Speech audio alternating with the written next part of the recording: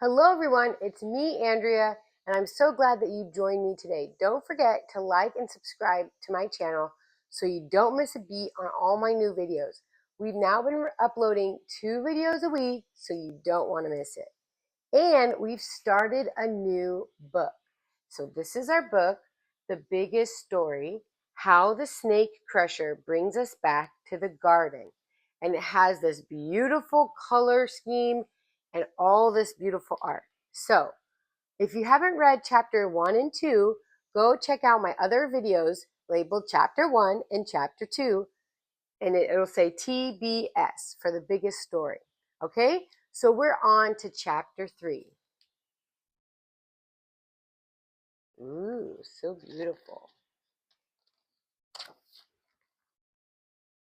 Not too long after the whole tower business, God called a man named Abraham to leave his home and go to a new country. Actually, his name was Abram at this point, but everyone remembers him as Abraham. When God called Abraham, he made a lot of big promises. He promised to curse everyone who cursed Abraham. He promised Abraham a land and a child.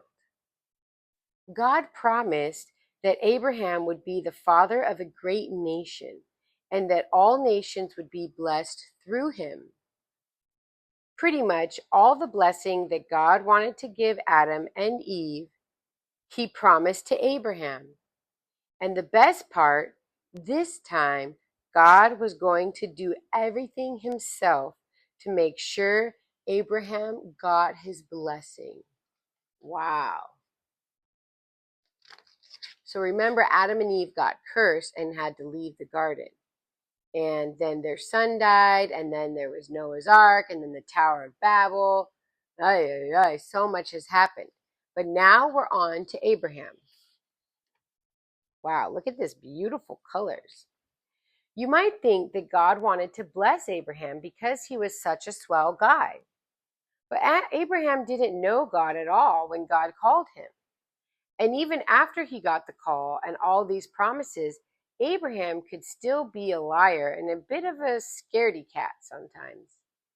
Abraham's life had lots of ups and downs, but he had 2 things going for him.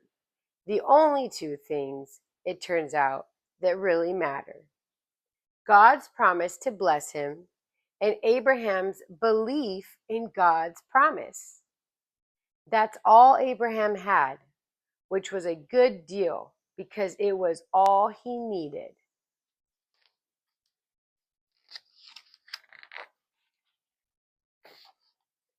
At times, it looked as if God wasn't going to keep his promise to Abraham.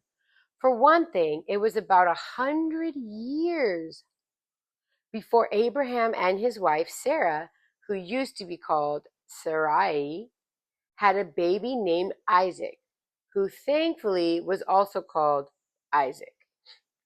And then when the baby grew into a boy, God told Abraham to kill him. What? That must have seemed like a not so funny way to make a great nation out of Abraham. But Abraham listened to God anyway.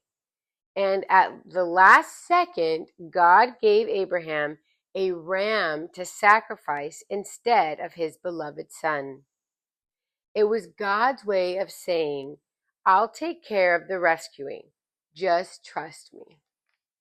There's Abraham and his son. Eventually, Isaac grew up, got married, and had some kids of his own. Twins, to be exact, Esau and Jacob. God picked Jacob to get the blessing even though he was the youngest brother and wasn't supposed to get the blessing. But God is God, so he gets to pick. Jacob had 12 sons, and this time it was the fourth son, Judah, who wound up with the best blessing.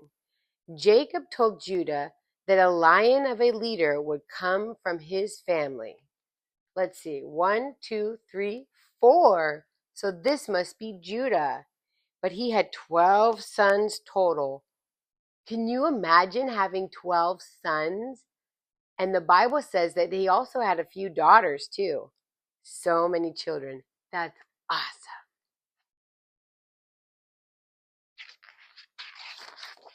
Let's see what happens. Great blessings, but not so great people. Isaac was sort of a weakling. Jacob was a selfish trickster. And Judah did some not so smart stuff. We don't even want to talk about it. And yet, again and again, God kept his promises all the same. He blessed the whole lot of them despite themselves. Maybe the snake crusher would still come from the gnarled branches of the Abraham, Isaac, Jacob family tree. And that's the end of chapter 3. So what do we learn in this chapter?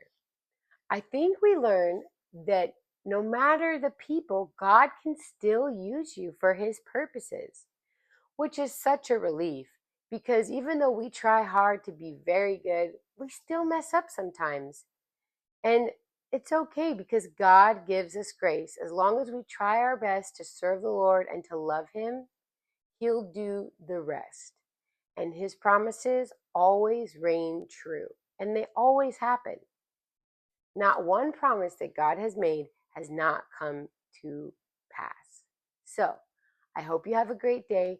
Spend some time quiet with the Lord and asking God to show you what your purpose is. Even despite our mess ups sometimes, God still has a purpose for you. Okay? Have a good day. Bye. Now, my next video will be chapter 4. You don't want to miss it. Don't forget to like and subscribe.